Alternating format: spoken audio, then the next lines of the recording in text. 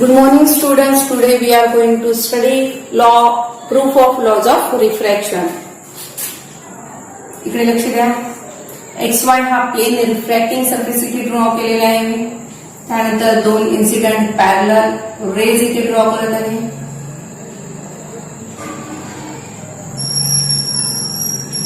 PA आणि QC हे आहेत इन्सिडेंट लाईट रेज. या लाईट रेजची जर आपल्याला प्लेन वेव्हफ्रंट ड्रॉ करायची आहे तर या आधीच्या लेक्चरमध्ये आपण शिकलेले आहे रेजला ती कशी असते, परपेंडिक्युलर असेल. पॉइंट ए पासून मी एक परपेंडिक्युलर ड्रॉ केला. या पॉइंटला मी नाव दिलेलं आहे बी पॉइंट.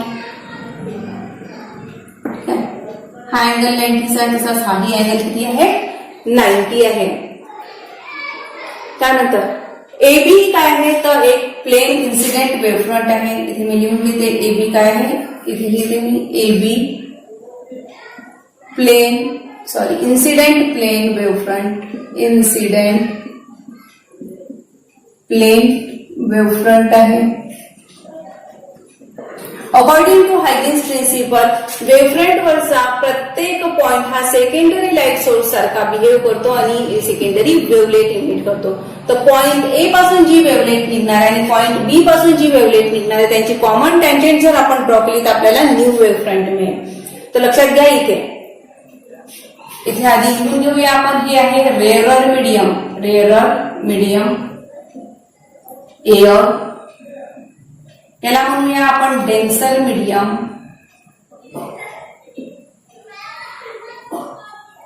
कोणतंही घेऊ शकता तुम्ही. Glass. Velocity of light in air आपण V1 ने डिनोट करत आहे. Velocity of light in glass आपण V2 ने डिनोट करत आहे. आणि तुम्हाला सगळ्यांना माहिती आहे velocity of light in air greater than velocity of light in denser medium. That is velocity of light in rarer medium greater than velocity of light in denser medium. म्हणजे point बी पासून जी wavelet निघणार आहे ती air या medium मध्ये असेल आणि point A पासून निघणारी जी वेव्हलेट आहे ती मात्र डेन्सर मीडियम मध्ये असेल. काउन की लाईटची स्पीड ही एअर मध्ये जास्त असेल दॅन इन ग्लास. म्हणजेच बी टू सी एवढं जर मी डिस्टन्स हे सेकंडरी वेव्हलेट मी ट्रॅव्हल केलं असं घेतलं तर हे झालं V1t. According to formula velocity is equal to distance upon time and therefore distance is equal to VT. इथे मीडियम एअर घेतलेला आहे आणि आपण रेअरर मीडियम हे V1 ने डिनोट केलेला आहे म्हणून हा फॉर्म्युला बनला V1t. ठीक आहे, हे डिस्टन्स झालं V1t. त्यानंतर पॉइंट ए पासून जी वेव्हलेट निघणार आहे ती मात्र डेन्सर मीडियम मध्ये असेल आणि डेन्सर मीडियम मध्ये वेलोसिटी ऑफ लाईट कशी असते, कमी असते आणि म्हणून पॉइंट ए पासून निघणारी वेव्हलेट कशी असेल, कमी डिस्टन्सवर असेल. म्हणून मी इथे एक आर्क ड्रॉ करून घेत आहे. तर ही झाली आपली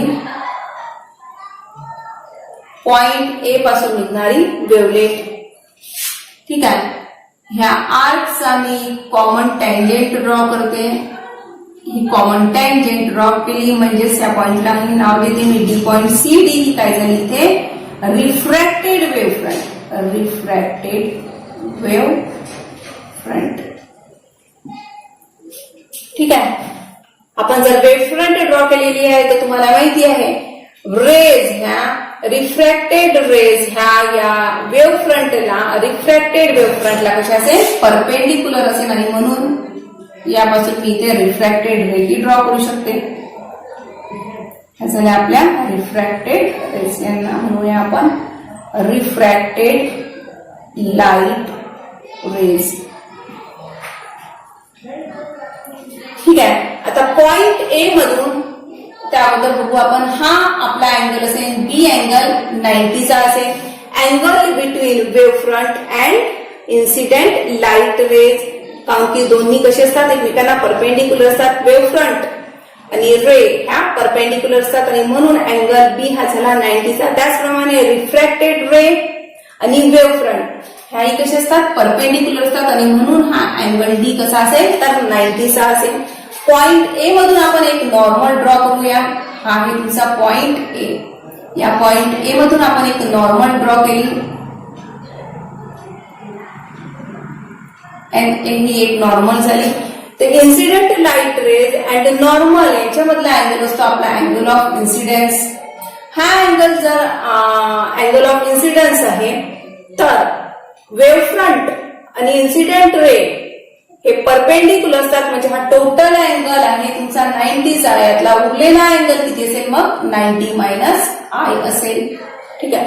हा अँगल जर 90 मायनस आय आहे तर angle between normal and surface हाही असतो 90चा, म्हणजे हा टोटल अँगल तुमचा 90चा.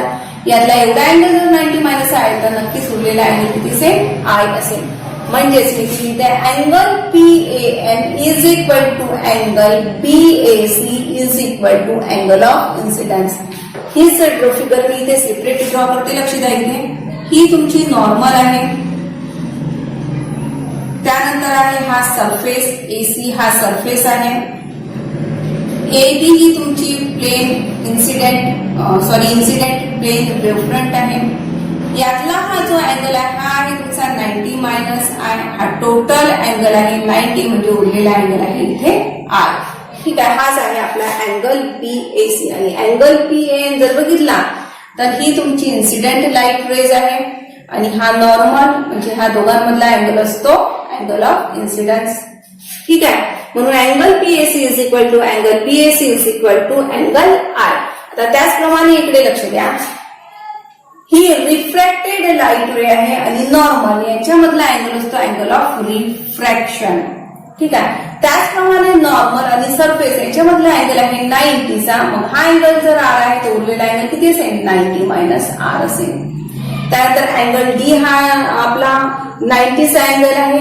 Refracted light ray and wave front हे दोघं एकमेकांना परपेंडिक्युलर असतात आणि म्हणून हा अँगल 90चा आहे. हा अँगल 90 मायनस आर आहे, 90 आहे तर उरलेला अँगल नक्कीच किती असेल आर एवढा असेल.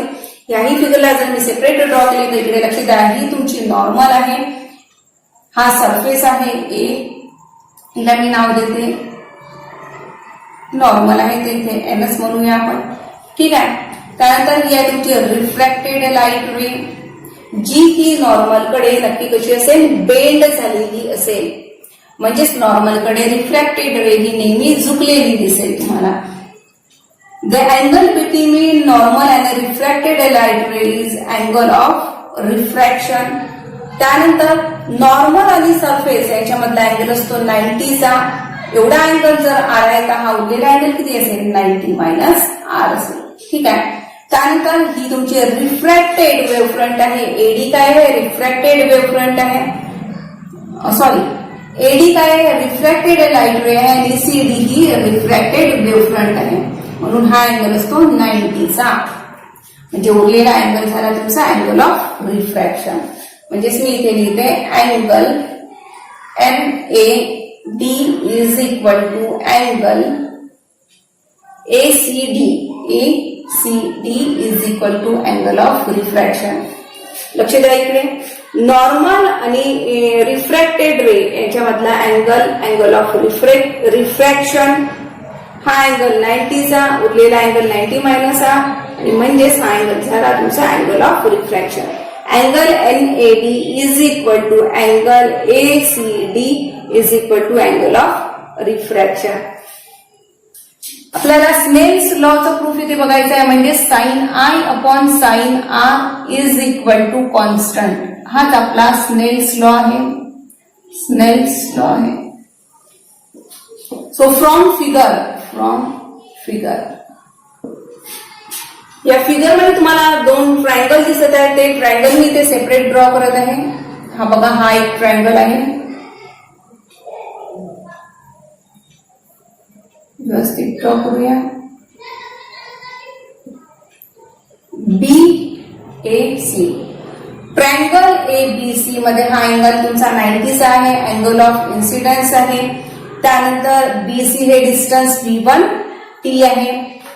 त्यानंतर ह्या फिगरमध्ये तुम्हाला एक दुसरा ट्रायंगल दिसत आहे, तोही मी इथे ड्रॉ करत आहे. हा ट्रायंगलही मी सरळ ड्रॉ करून घेत आहे. इथे अँगल D, हा अँगल D आहे जो की 90चा आहे. याला म्हणू आपण A आणि हा आहे तुमचा C. Triangle ADC, angle C हा इथे आहे अँगल ऑफ रिफ्रॅक्शन. त्यानंतर AD हे डिस्टन्स आहे तुमचं V2T, इथे लिहू आपण V2T.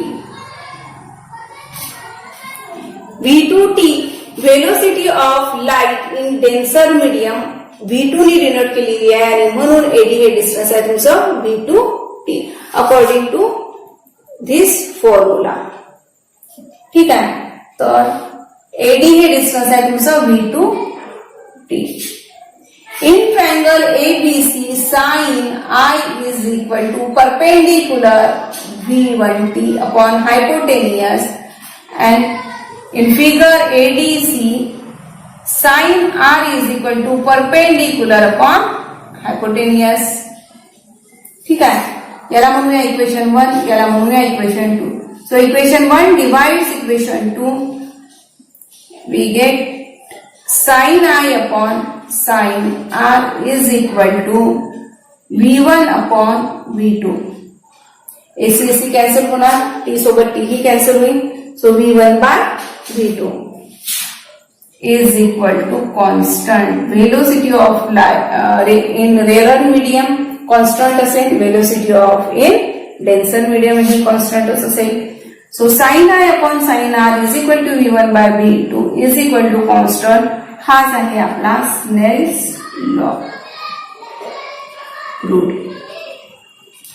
रिफ्रॅक्टिव्ह इंडेक्सची थेरी सुद्धा तुम्ही शिकली असाल, तर इकडे लक्ष द्या. ह्याच फॉर्म्युल्याला आपण लिहू शकतो V1 by V2 is equal to mu2 by mu1. Where mu is equal to refractive index is equal to refractive index.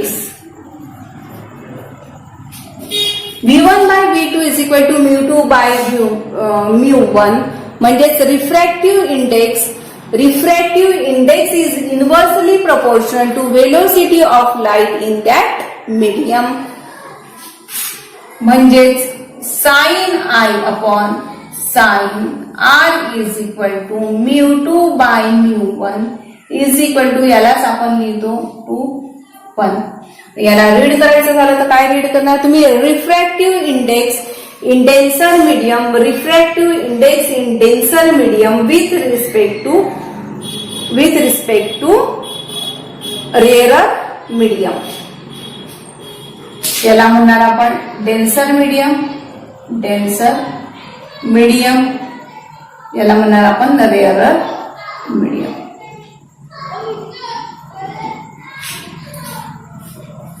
Snell's law हा आहे लॉ ऑफ रिफ्रॅक्शनचा फर्स्ट लॉ. सेकंड लॉ काय म्हणतो? Incident light rays, refracted light rays and normal lies in the same plane. तिन्ही एकाच plane मध्ये आहे. Incident light rays ही रिफ्रॅक्टेड लाईट रेज आणि normal lies in the same plane. त्यानंतर थर्ड लॉ आहे refracted light rays and incident light rays lies opposite in normal. नॉर्मलच्या opposite साइडनी असतात incident light rays and refracted light rays. हे झाले आपले लॉज ऑफ रिफ्रॅक्शन.